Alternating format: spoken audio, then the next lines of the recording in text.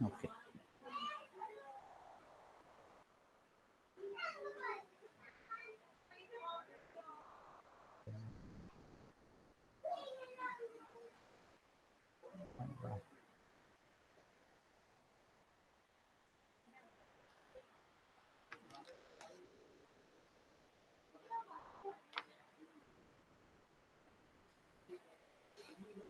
Okay, good morning.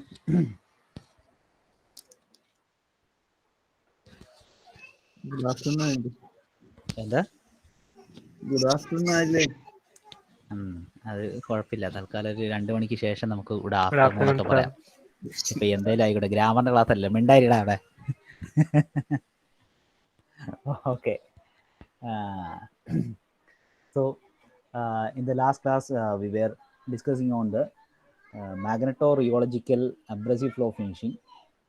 So where we have utilized the special liquid like magnetorheological fluid. So the main peculiarity is that while we are applying a magnetic force or magnetic field through this particular fluid, what happens is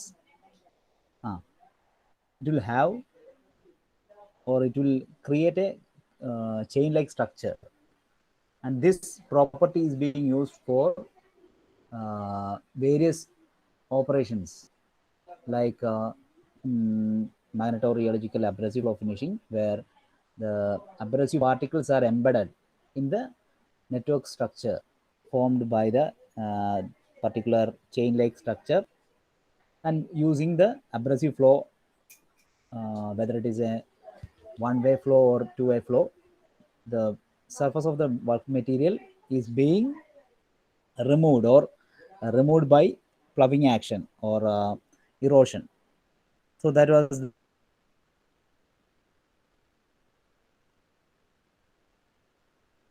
the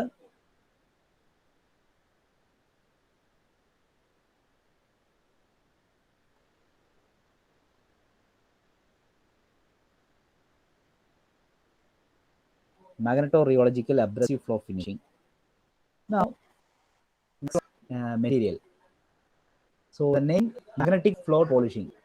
So magnetic float polishing means here two terms are used, that is magnetic and also float. That means we are using a float here. You can see in the figure, a float is being here, and the magnetism, how we can apply that we will see.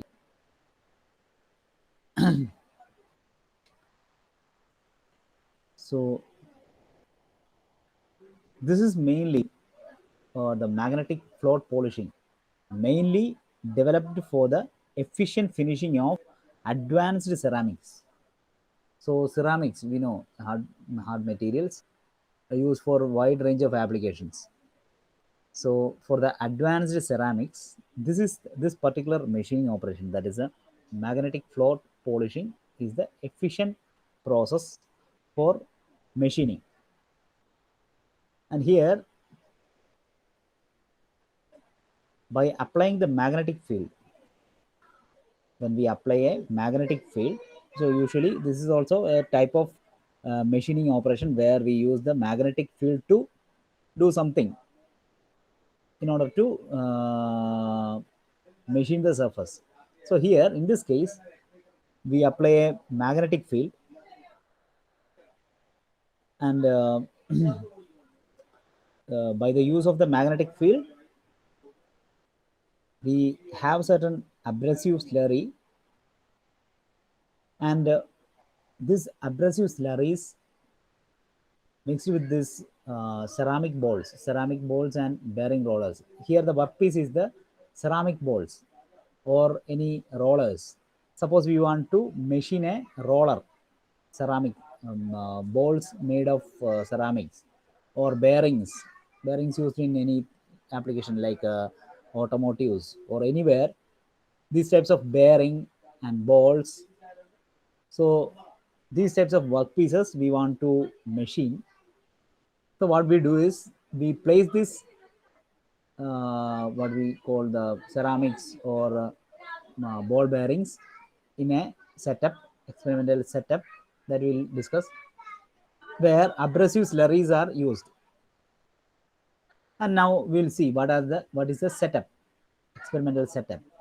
That includes the experimental setup includes the magnetic fluid containing a fine abrasive grains, and also extremely fine ferromagnetic particles.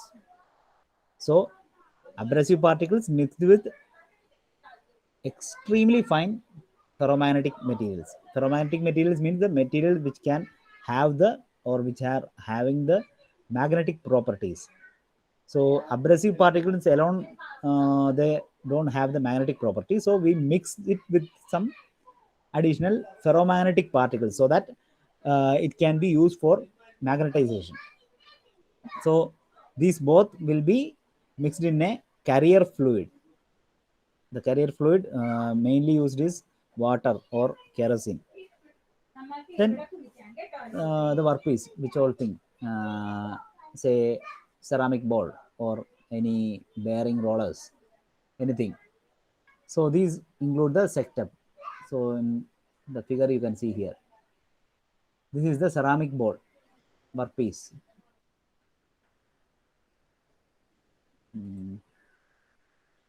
Okay, this is the ceramic bowl you can see here, and in between you can see in the, this is a drive shaft, the cylindrical shape, and in the bottom portion you can see the permanent magnets,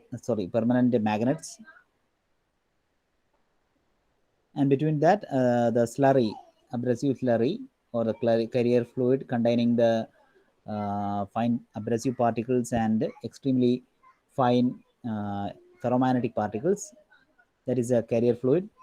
It is being uh, placed between the magnet and this particular drive shaft, and the workpiece, which all workpiece, whether it is a ceramic bowl or any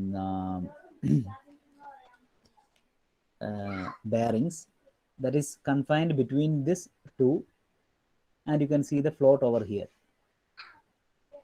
Okay, so this is the experimental setup for the magnetic float polishing.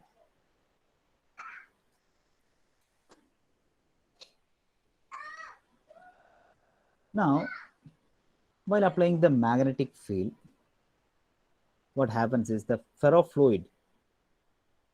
So the ferrofluid is attracted down towards the area of high magnetic field. Here you can see, this is the bottom portion where there is a high magnetic field. So the ferrofluid will be attracted towards that, towards the higher magnetic field, and the non-magnetic material, using the buoyant force, will push them upwards in the area of lower magnetic field. That will move upwards, and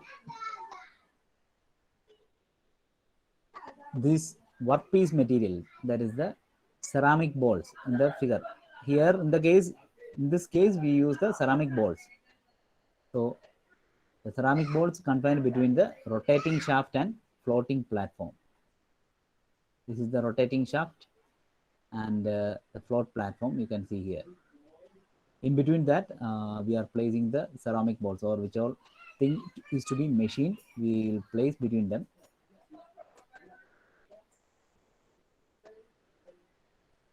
So the fine polishing action will be given by the, or provided by the precise control of force by the abrasive particles on the ceramic ball. So here you can see we are applying the magnetic field, and by controlling the magnetic field, will be able to produce the requisite pressure over the particular workpiece, and by rotating the shaft, you'll be able to move this mixture over the ceramic molds, and it will help to machine the surface or polish the surface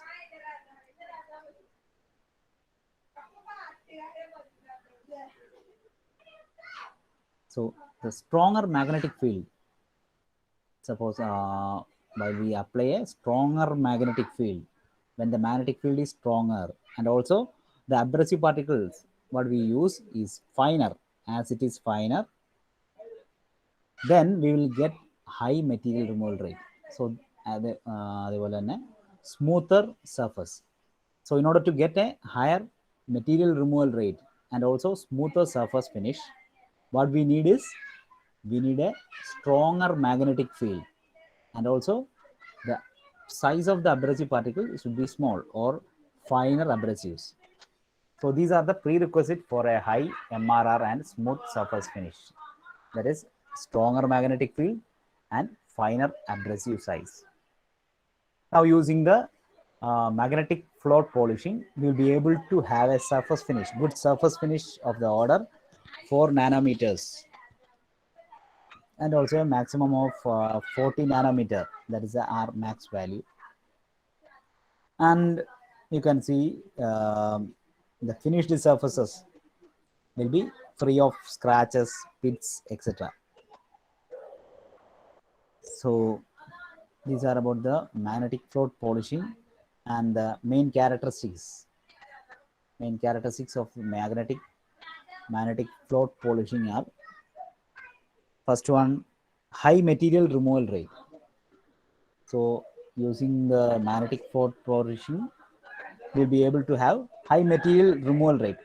So unlike the case of other machining operations, where we see the atom level machining is possible, and where the material removal rate was very low. But in this case, we have high material removal rate with excellent surface finish. So we have the material removal rate high, but till then we are able to have a excellent surface finish and also good sphericity. That's why for machining spheres, rollers, etc., we use or we choose this particular method.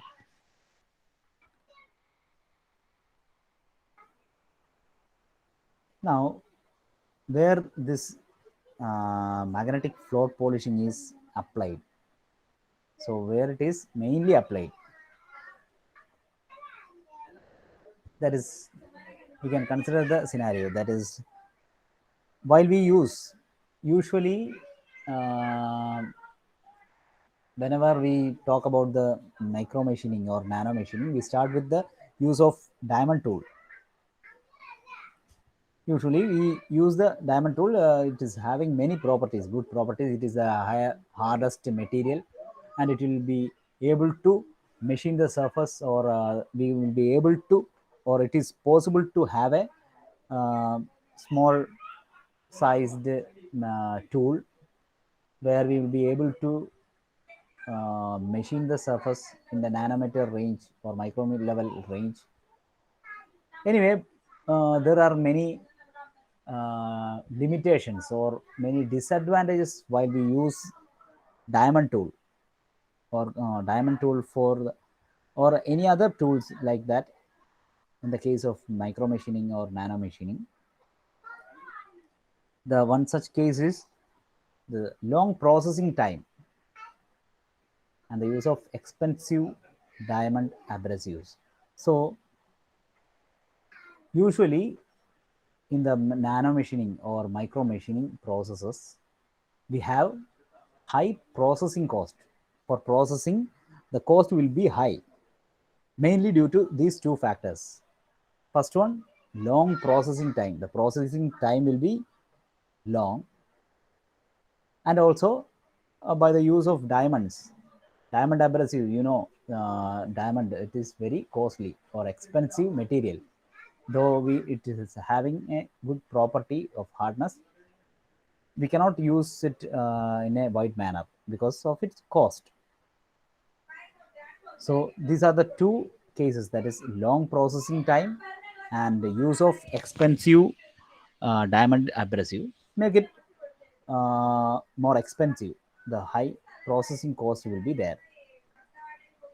Also, one more thing, that is, while we use the diamond abrasives at high loads, so while we are having a high load, or in the cases or the application where there is high loads, where the application of high loads are there,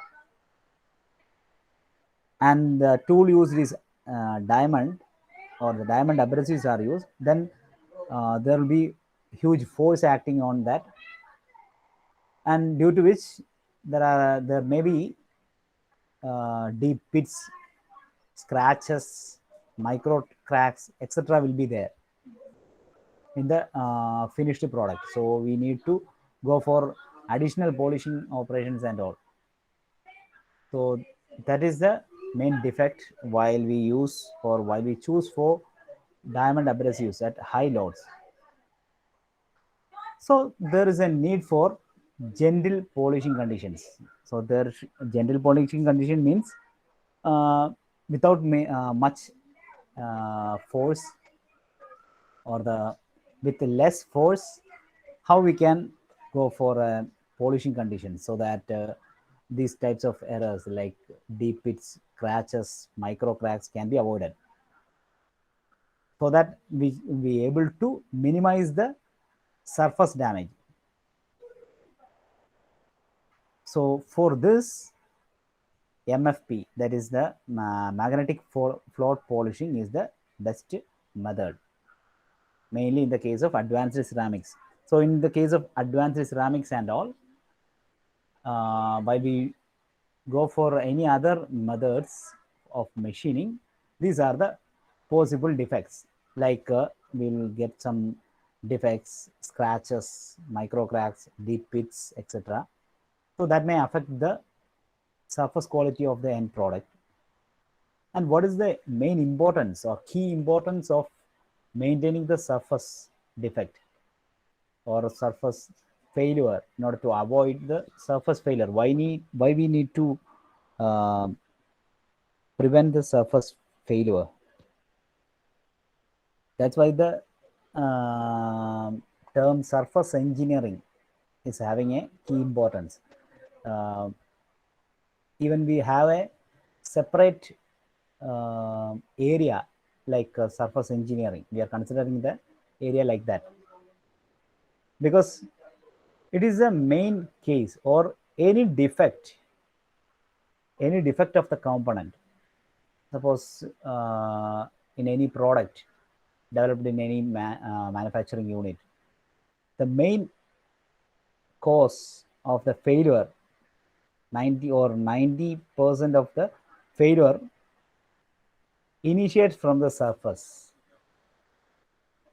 cracks. If any surface crack is there and all, then from there the failure starts.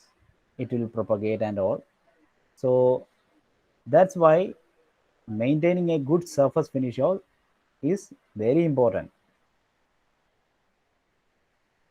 So in this case, ceramics, by mainly by using ceramics, it is very much sensitive to this kind of defects, surface defects.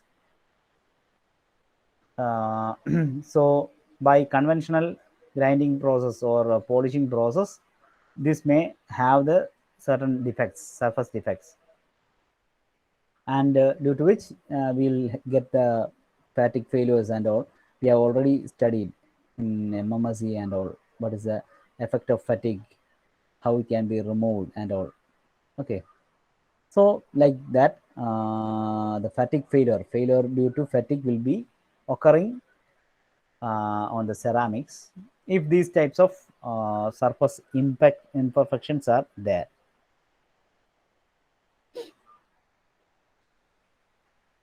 So in this case, or in this scenario, we move on to magnetic float polishing, where we'll be able to reduce the processing time, and also we can reduce the use of diamond abrasives, and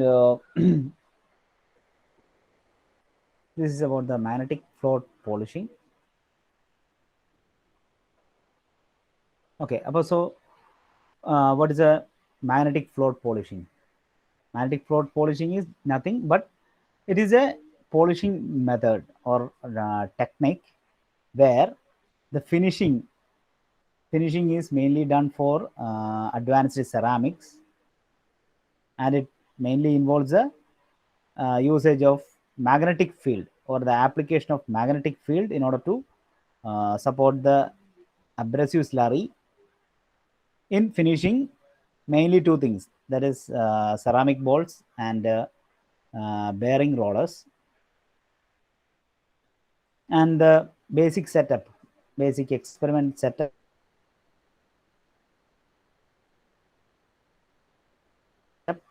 mainly includes the figure you can see includes a magnetic fluid. There is a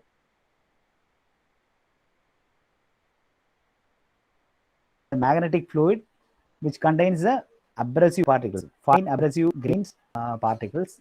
So that mixture is kept here, and the workpiece, whether it is a ceramic part, a ceramic ball, or any bearing rollers, it will be confined between the shaft, drive shaft, and float over here, and the fine polishing action is made possible using the precise control of the force, which are force exerted by the abrasive particle on the ceramic balls.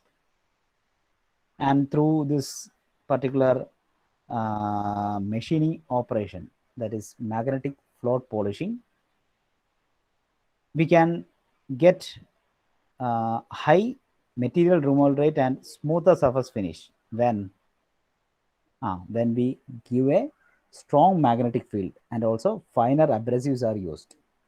So that is a prerequisite for a high material removal rate and smoother surface finish. That is stronger magnetic field and finer abrasives.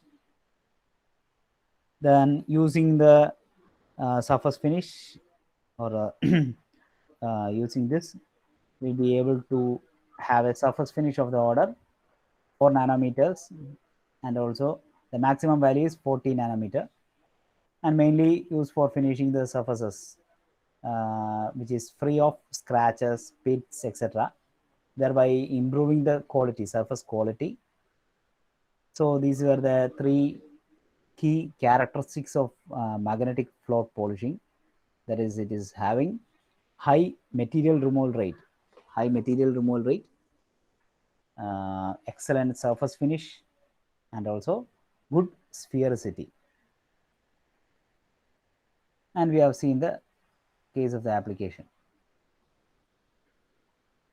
Now we will see another machining operation, that is elastic emission machining. Elastic emission machining. So what is a elastic emission machining? This is not dependent on the magnetic properties or anything like that. But by reading the name, we will get an idea. That is, it is dealing with something with elastic emission. So what is a elastic emission machining? Okay. So it is nothing but a process of machining. So it is a process of machining where the material is removed by elastic fracture, not by plastic deformation. So here the material is removed by the elastic fracture without the plastic deformation. So in other cases, forming and all, we have seen the material is deformed plastically to get the end product. So in this case, the material is removed by elastic fracture, which is in the elastic ring, and without any plastic deformation. And the deformation, and this occurs in the order of atomic sizes. So in the atomic size level, it is being conducted. That's why we kept this machining operation under nano machining or micro machining. And through this process, that is elastic emission machining, we'll be able to finish the surface, or we'll be able to get the mirror like surface finish. That means that much finished surface will be possible using elastic emission machining. And also the finished product or the end product will be undisturbed, or it will be a type where it is crystallographically undisturbed or physically undisturbed. That means there is no crystallographic changes occur while machining this. In conventional machining, in most of the conventional machining operations, we will see there are many heat affected zone or anything which may affect the crystallography of the structure, or physical changes will be there. But here, by using elastic emission machining, the it will be undisturbed, or there will be the crystallography or physical nature will not be disturbed. Here, now, how the material removal occurs, or what is the material removal mechanism, how it is being done. Okay, initially we said how it is removed. Material is removed by elastic fracture, and there is no plastic deformation. So how it will be done? That means the fine powder particles will be brought into the workpiece surface by flow of the pure water. So the fine powder particles will be there, that will be brought into the workpiece surface where the machining is to be conducted. How it is done? By the flow of pure water, using the flow of pure water, it is being brought to the workpiece surface, and this will result in the removal of the surface atoms by the workpiece surface. And here one thing is to be noted as the material removal, it is being done by the chemical reaction. It is workpiece material is here we are using the abrasive particles, mixed with some fluid and all, but the material removal is being done just by the chemical reaction between the workpiece surface and the particles, and not by shearing action or abrasion or anything like that.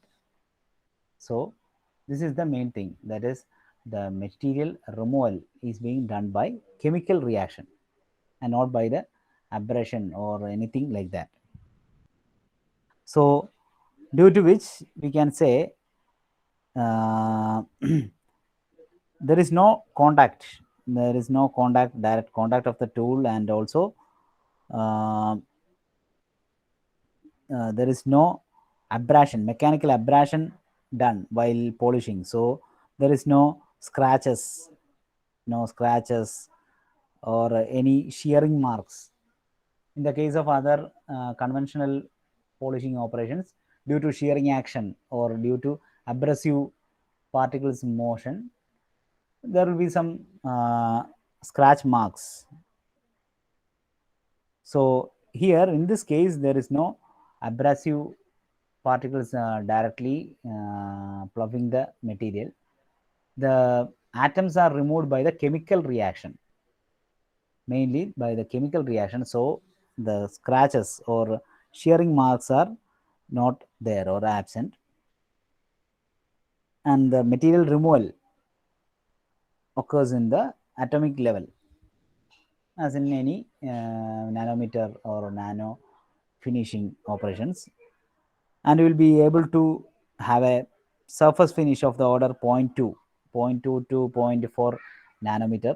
Though that particular range will get the surface finish. So that is the about our elastic emission machining, and so in details and regarding the application and all, we'll discuss in the next class.